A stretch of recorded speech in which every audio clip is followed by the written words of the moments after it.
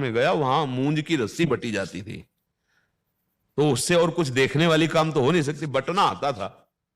तो कहा कि 1 रुपया 1 हाथ रस्सी।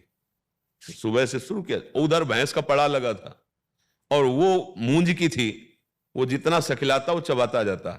जब शाम हुई, वो जितना हाथ में था उतना ही था, पूरी रस्सी चबा गया, पड़ा, कुछ नहीं मिला।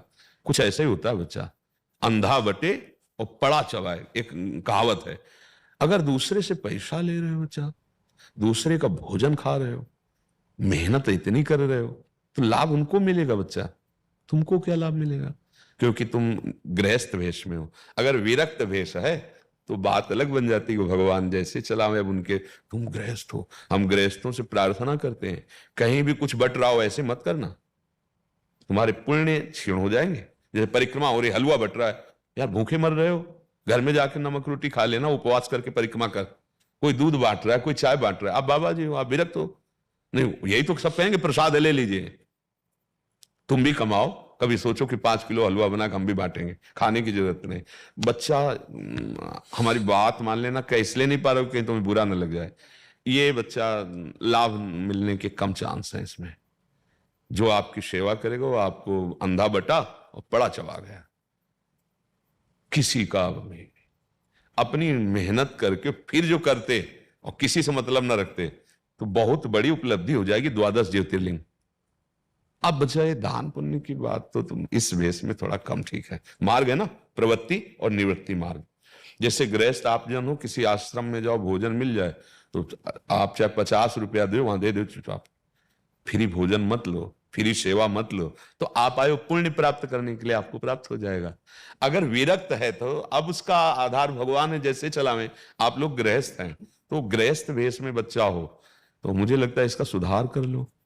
तो बड़ी मेहनत बड़ी कर रहे हो, अब बताना पड़ेगा ना आपको, हम 12 ज्योतिर्लिंग साइकिल से चल रहे हैं, अब हमारे पास व्यवस्था है नहीं, कहीं रहेंगे कहीं भोजन करेंगे, तो कोई दयालु ऐसा करेगा कि आपको पैसा दे देगा, भोजन दे देगा, पर वो फ्री नहीं, आप प्रकृति में कुछ भी फ्री नहीं, वो आपकी मेहनत ले लेगा, जो आप मेहनत कर रहे हैं ना। इसीलिए संत जन विरक्त भेष के तो अब भगवद आश्रित है।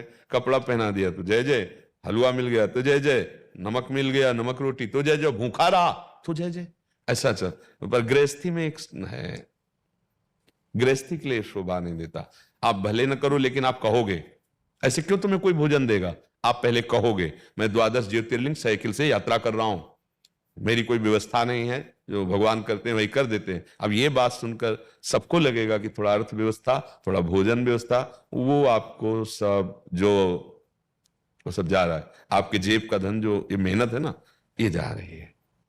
समस्त गृहस्थों से प्रार्थना है, कहीं भी आप तीर्थयाटन में जाएं, किसी का खाए नहीं।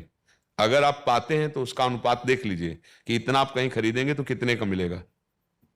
तो अगर आपकी नहीं सामर्थ्य है तो 100 की वस्तु है 10 दे करके वो थोड़ा कम लेकर के काम चला लो। अगर आप भरपूर वहां सेवा लेते हैं, मुझे आए थे सुकृत करने, वो आपके सुकृत और जो पुराने भी थे वो वहां, यही बहुत होश की बातें होती है, सत्संग से यही पता चलता है। जैसे आप परिक्रमा कर रहे हैं, आप वृंदावन आए हैं, तो आप कहीं देख रहे हैं कि ऐसा चलो खा लेते हैं, नहीं नहीं नहीं, उपवास करो, भूखे रहना, कष्ट सह जाना, और अपने से 2 रुपया 4 रुपया अगर भी है कुछ ले लिया, पानी पी लिया, पेट भर लिया, काम चल जाएगा। हमें दूसरे का नहीं, मेहनत करके पाना है गृहस्थ धर्म में।